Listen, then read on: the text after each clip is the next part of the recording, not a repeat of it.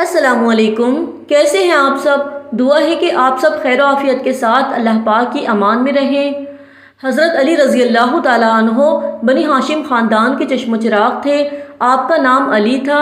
ابو الحسن اور ابو تراب آپ کی کنیت اور حیدر آپ کا لقب ہے۔ حضرت علی رضی اللہ تعالیٰ عنہ کے والد ابو طالب اور والدہ فاطمہ دونوں ہاشمی تھے۔ اس طرح حضرت علی دونوں جانب سے ہاشمی پیدا ہوئے۔ حضرت علی رضی اللہ تعالیٰ عنہ آپ صلی اللہ تعالیٰ علیہ وآلہ وسلم کے چچا زاد بھائی ہیں۔ جب حضرت علی ابھی کم عمر ہی تھے تو نبی کریم صلی اللہ تعالیٰ علیہ وآلہ وسلم نے آپ کی کفالت کی ذمہ داری لے لی تھی۔ چنانچہ آپ بچپن ہی سے نبی کریم صلی اللہ تعالیٰ علیہ وآلہ وسلم کی زیر تربیت رہے۔ حضرت علی ابھی 10 سال کے ہی تھے جب آپ صلی اللہ تعالیٰ علیہ وآلہ وسلم کو نبوت سے نوازا گیا۔ جب ایک روز حضرت علی نے آپ کو اور ام المومنین حضرت خدیجۃ الکبریٰ کو مصروف عبادت دیکھا تو انہیں بہت حیرت ہوئی۔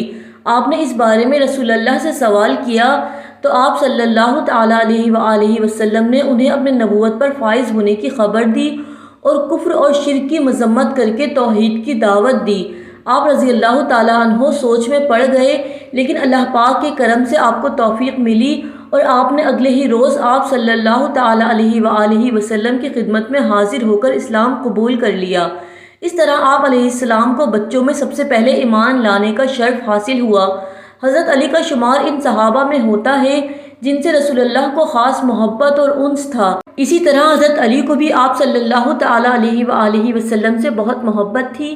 اس کا اندازہ آپ اس واقعے سے لگائیں کہ نبوت کے 3 سال بعد جب آپ نے اللہ کے حکم سے نبوت کا اعلان عام کیا تو سب سے پہلے اپنے اہل و عیال کو دین حق کی دعوت دینے کے لیے ایک دعوت کا اہتمام کیا۔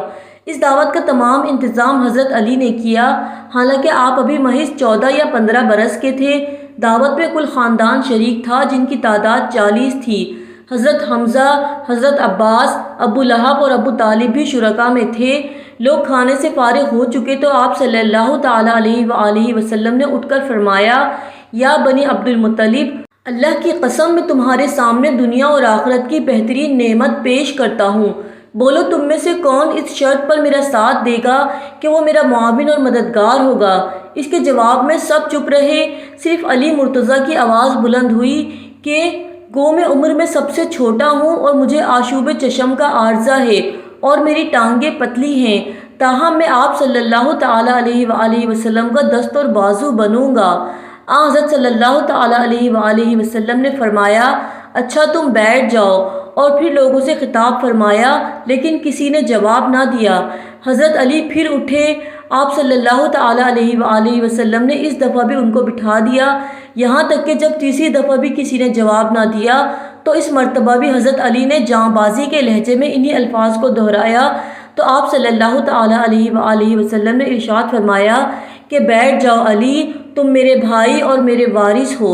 اسی طرح جب ہجرت مدینہ کا واقعہ پیش آیا، اس وقت حضرت علی کی عمر 23 سال تھی جب کفار نے رسول اللہ صلی اللہ تعالیٰ علیہ وآلہ وسلم کو قتل کرنے کا ناپاک منصوبہ بنایا۔ اللہ پاک نے حضرت جبریل کے ذریعے آپ صلی اللہ تعالیٰ علیہ وآلہ وسلم کو کفار کے ارادوں سے باخبر فرمایا اور ہجرت کا حکم دیا۔ رسول اللہ نے مشرکین مکہ کے محاصرے اور ان کے برے ارادوں کی اطلاع پا کر حضرت علی مرتضیٰ کو اپنے بستر پر آرام کرنے کا حکم دیا اور مکے کے لوگوں کی امانتیں جو نبی پاک صلی اللہ تعالیٰ علیہ وآلہ وسلم کے پاس رکھی گئی تھیں ان کے مالکوں کے سپرد کر دینے کی ہدایت فرمائی۔ اس شدید خطرے کی حالت میں حضرت علی نبی کریم صلی اللہ تعالیٰ علیہ وآلہ وسلم کے بستر پر سکون اور اطمینان کے ساتھ محو خواب ہو گئے۔ مشرکین مکہ یہ سمجھتے رہے کہ نبی پاک اپنے بستر پر موجود ہیں۔ وہ صبح ہی اپنے ناپاک ارادے کی تکمیل کے لیے اندر آئے تو یہ دیکھ کر حیران رہ گئے کہ نبی پاک صلی اللہ تعالیٰ علیہ وآلہ وسلم کی جگہ آپ کا ایک جانثار اپنے آقا پر قربان ہونے کے لیے موجود ہے، جبکہ نبی کریم صلی اللہ تعالیٰ علیہ وآلہ وسلم حضرت ابوبکر صدیق کو ساتھ لے کر رات کے وقت ہی مدینہ منورہ کے لیے نکل چکے تھے۔ مشرکین اپنی اس غفلت کی بنا پر ایک دوسرے پر برہم ہوتے رہے اور حضرت علی کو چھوڑ کر اپنے اصل مقصود کی تلاش میں روانہ ہو گئے۔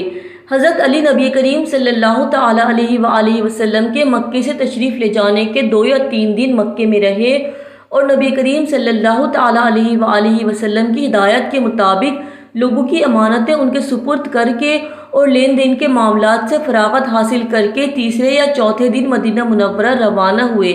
اسی طرح تمام غزوات میں بھی آپ علیہ السلام رسول اللہ کے ساتھ ساتھ رہے اور بہادری اور جاں فشانی سے اللہ کی راہ میں لڑے۔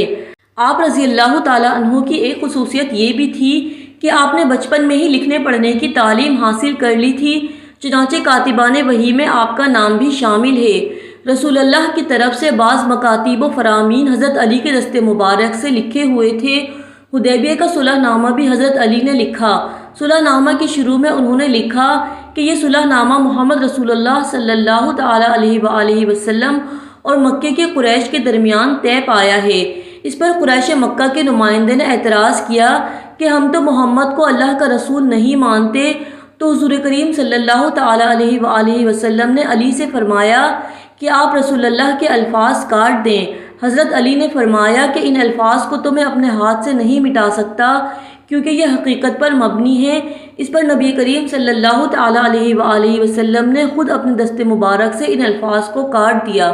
نبی کریم صلی اللہ تعالیٰ علیہ وآلہ وسلم کی حضرت علی کے ساتھ محبت کا اندازہ اس روایت سے لگایا جا سکتا ہے کہ حضرت ابن عباس رضی اللہ تعالیٰ عنہ فرماتے ہیں کہ آپ صلی اللہ تعالیٰ علیہ وآلہ وسلم نے مجھ کو حضرت علی کے پاس بھیجا اور فرمایا، آپ یعنی حضرت علی دنیا اور آخرت میں سردار ہیں، جو آپ سے محبت کرے گا اس نے مجھ سے محبت کی، اور آپ کا دوست اللہ کا دوست ہے، اور آپ کا دشمن میرا دشمن ہے، اور میرا دشمن اللہ تعالیٰ کا دشمن ہے۔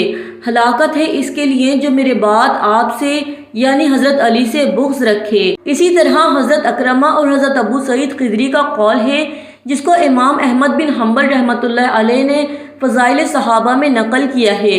حضرت ابو سعید خدری فرماتے ہیں کہ ہم منافقین کو بغض علی سے پہچانتے تھے، یعنی جس کے دل میں حضرت علی کا بغض ہوتا تھا تو ہم یقین کر لیتے تھے کہ یہ آدمی منافق ہے، کیونکہ محبت علی ایمان کی علامت میں سے ایک ہے۔ ایک اور جگہ ابن ابی شیبہ رحمۃ اللہ علیہ اپنی کتاب المصنف میں حضرت خالد بن مخلد سے روایت کرتے ہیں، آپ صلی اللہ تعالیٰ علیہ وآلہ وسلم نے فرمایا کہ حضرت علی کرم اللہ وجہہ سے ہر مومن محبت کرے گا اور ان سے ہر منافق بغض رکھے گا۔